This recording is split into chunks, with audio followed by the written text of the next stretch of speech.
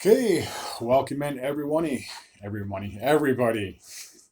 now going to be doing my reviews for week 13 of the NFL season. I will go over who I picked, who actually won, and the final score of the game, and where each team are sitting in the standings, respectively. So, starting with the Thursday night matchup, which took place between the Seattle Seahawks and the Dallas Cowboys.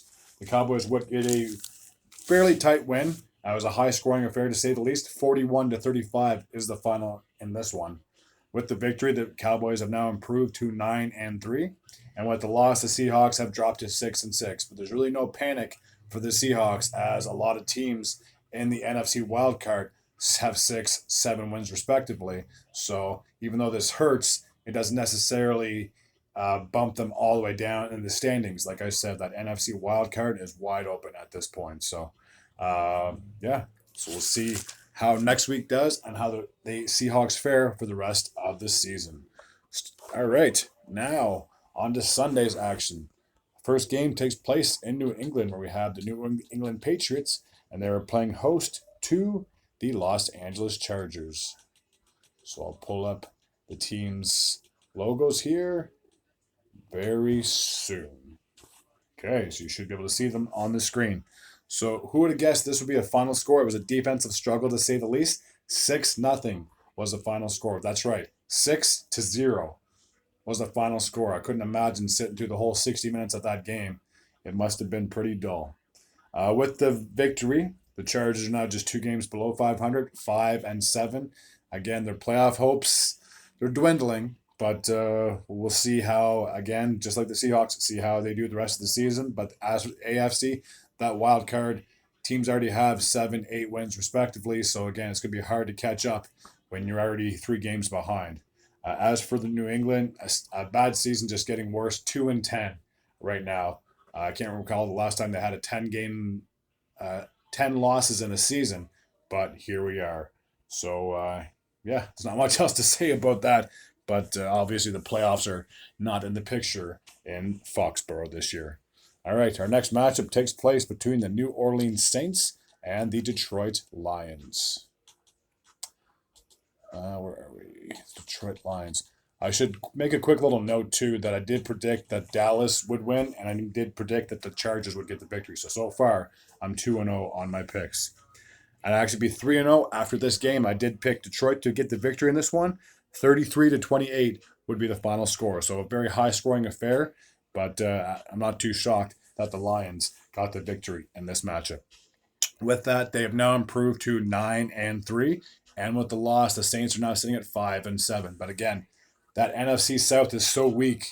I will get to Atlanta in just a second, but say if the Saints can somehow get their together and get a 2, 3 game winning streak, they could easily get back in that playoff picture. So anything can happen on any given day. And again, despite the fact that they are 5-7, again the wild card, a lot of teams just have 6 wins. So if they get a victory next week and a team that loses next week that maybe the Saints already beat, maybe they could kind of push themselves up in the standings. So not all hope is lost just yet. All right. Next matchup takes place in Texas, where we have the Houston Texans, and they're taking on the Denver Broncos. I know a lot of people thought that because the Broncos were on such a high that they'd be able to come into Houston and pull off the victory. I did not pick the Broncos. I did pick Houston to get the victory. The defense surely showed up. Uh, Once you take the run game out of it, it's heavy passing, and that can really strain a quarterback. And in this case, Russell Wilson, who went 5 or 6 games throwing an interception, ended up throwing 3 picks in this one, and the last one was on a 4th and 2, I do believe, in the red zone, and he threw it to the tight end, and it got picked off in the end zone. So the game ended. It was entertaining to say the least, but yeah, the Texans did get the victory. I'm more on CJ Stroud now than I ever was. Again, at the start of the season, I didn't think much of him. I didn't think of him at all, to be honest with you. But because he's been playing unreal, I think he's probably one of the best rookie quarterbacks I've seen in quite some time. He has now improved that Texans team to 7-5. They are now in the mix for the playoff hunt. And with the loss, the Broncos are still 6-6. So not all hope is lost for the Broncos, but this was a win that they really needed to have if they wanted to be serious to push for a playoff spot. All right, now we're off to New York, where we have the Jets, and they're playing host to the Atlanta Falcons.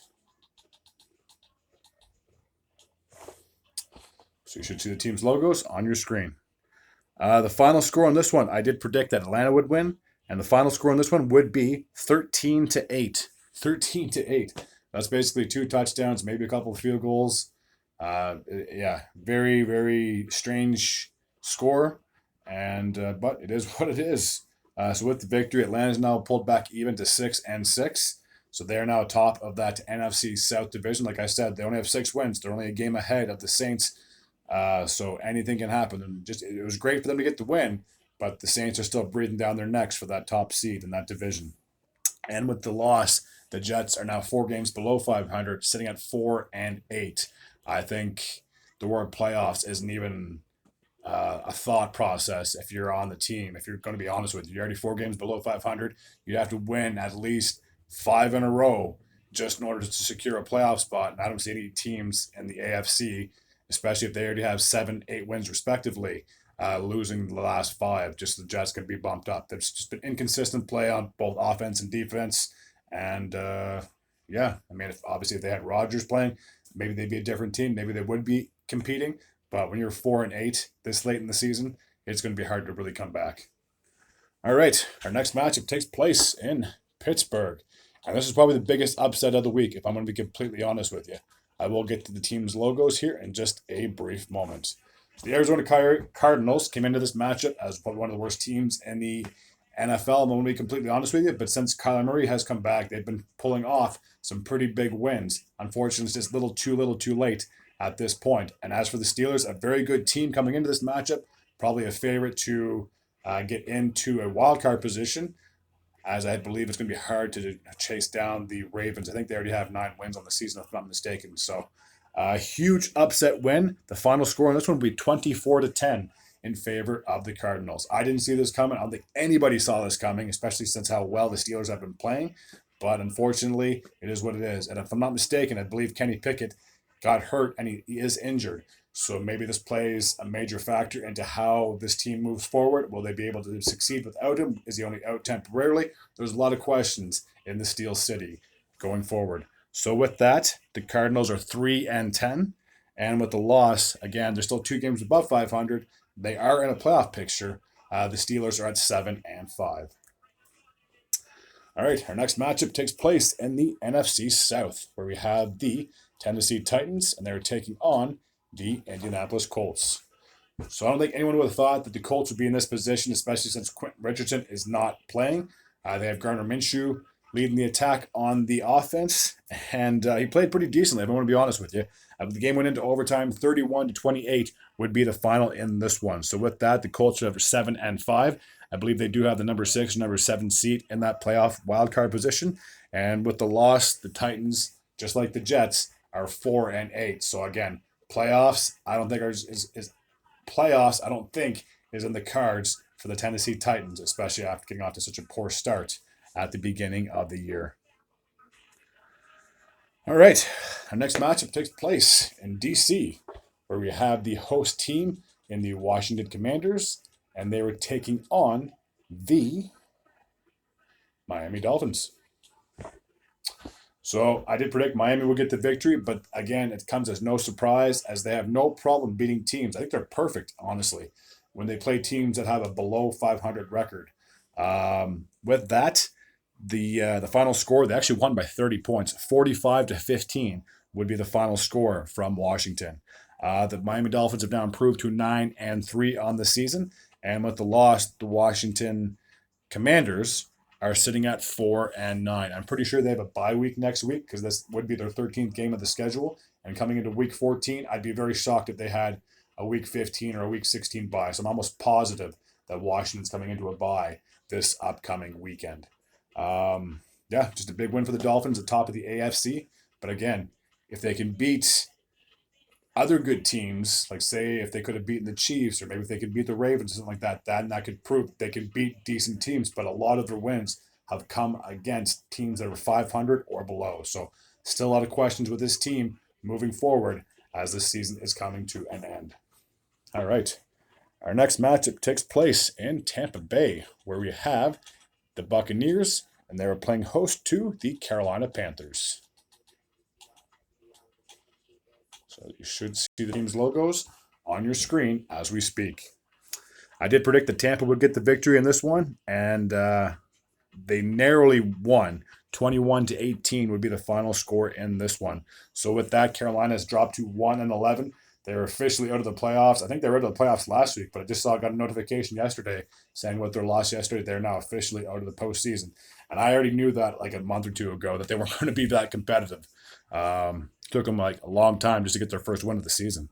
And with the victory, the Tampa Bay Buccaneers are sitting at 5-7. So just like the Saints, they're in the exact same position as the Saints, as they're only one game behind the Falcons for that top spot in the NFC South. And with that NFC wildcard position, like I said, there are teams that only have 6 wins. So again, a win next week can go a long way for both of those clubs to see if they can possibly salvage their season. So again, for the Buccaneers, yeah, you're 2 games below 500. You're in a weak division, so you can play catch up. And again, a very weak wild card where, like I said, the 7th seed, I believe, has 6 wins. So you're only a game behind them. So to see the fact that you're in that position and you can still win your division or get in a wild card just goes to show anything can happen in the NFL. All right. Our next matchup takes place in Los Angeles, where we have the host team in the Rams, and they were playing against the Cleveland Browns.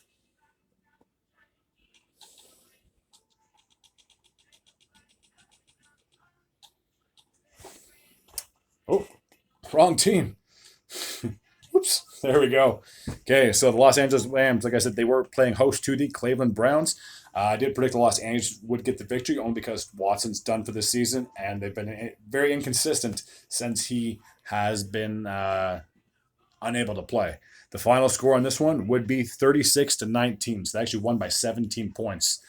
With the victory, the Rams are now back to 500, staying at 6-6. And as I mentioned, with any NFC team, that yeah, they might not be able to catch the 49ers and get that NFC West crown, but they still are in the mix for that NFC wildcard position. So anything can happen. It's going to be huge. Every game is going to be big moving forward until the end of the season. As for the Browns, yeah, it sucks losing, but you're still 7-5. I believe you're still in a playoff position, if I'm not mistaken.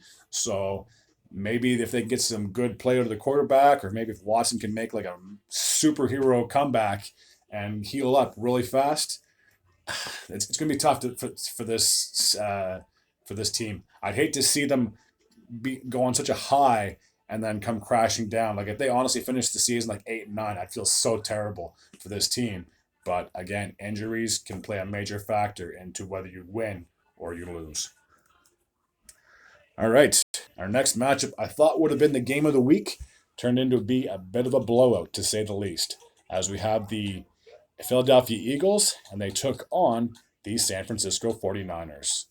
So I thought this game would have been competitive. I thought it would have been close, maybe come down to like a late field goal or a late touchdown. It was a blowout. 42-19 was the final on this one. I did pick the Eagles to win only because at the time they were the best team in the league, and they still are.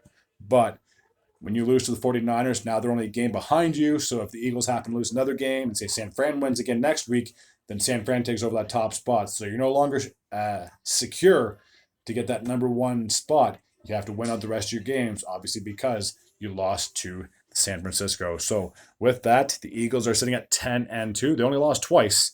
But again, this could be a huge loss, especially when you're looking at the standings at the end of the season. And with the victory, the 49ers are sitting at 9-3. Very comfortable atop of that NFC West division. All right. 2 more games to take a look at. Our Sunday night matchup took place at Lambeau, where we had the Green Bay Packers, and they're taking on the Kansas City Chiefs. I did honestly think that Chiefs were going to be able to come into this matchup and get an away victory, but evidently it was not meant to be. They didn't have the lead the entire time, and there's a whole lot of controversy about the late hit on Mahomes, even though he was still technically in bounds, and the non-pass interference call, which happened on the same drive. So maybe the refs are just trying to make up for the both calls or for the first call. But evidently the Chiefs, even if they got that call, they did not seem like themselves, and they have not seemed like themselves ever since they lost Tyreek. Yeah, they had a great season last year, but then you had Juju Smith-Schuster. This year, you really don't have a number 1 receiver. So the fact that every team is going to be like doubling up on Kelsey makes it really tough for you guys for Mahomes and company to be able to blow out teams like they are normally or were used to doing. So with that, the final score was 27-19 in favor of the Packers. Just like I've said with any team in the NFC, they are now sitting at 6-6, and 6 wins will get you most likely into a playoff spot. And if I'm not mistaken, they have taken over that number 7 spot. So they do have the last wild card position with the victory. But again, there's still 5 more games to play, and a lot of teams are eyeing that one of those spots in the wild card. As for the Chiefs, they're 8-4. Again, nothing really to panic about. But again, if they keep losing games like this, they're not guaranteed to get that number 1 spot in the AFC.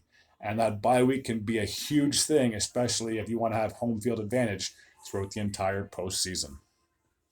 All right. Our next matchup was the Monday Nighter between the Jacksonville Jaguars and the Cincinnati Bengals. So obviously, coming into this matchup, there was no Joe Burrow. Leaving this matchup, now Trevor Lawrence is hurt. Now, the big question for the Jaguars going forward is, again, just like any quarterback, once they're hurt, is he done for the season? If he's done for the season, that could really be a huge blow for this Jaguars squad. And then if they do happen to lose, again, the Colts and Texans are right there. So if one of those teams could possibly hop over the Jaguars in that AFC South, that would be unreal, especially since the Jaguars were favorite to get that division crown this year. The final score on this one will be 34-31. The starting quarterback for the Bengals was Jake Browning. He actually went 32 of 37 for a touchdown, and before Lawrence got hurt, he was 22 for 29 and 2 touchdowns. So again, a massive win for the Bengals to try and keep them in somewhat of a contention because they're now 6-6. And again, I think they're like 10th in the AFC right now, if I'm not mistaken. So if they can get on a roll, especially with Jake as their starting quarterback, anything can happen, like I said, on any given Sunday. So the Bengals are still alive. The Jaguars are pretty much on life support because if they lose Trevor Lawrence the rest of the season, I will make my prediction right now, even though there's still 5 games away. If Trevor Lawrence is done for the year, they are not going to get that AFC South crown. Simple as that. Okay, so this past week I had 9 correct, 4 incorrect. My overall record is 110-63. As always, I do videos like this on the day. If you like this type of content, please feel free to hit the sub button. What's it going to hurt, huh? Yeah, if you guys do that, I'd be very grateful and appreciative. And as always, take care.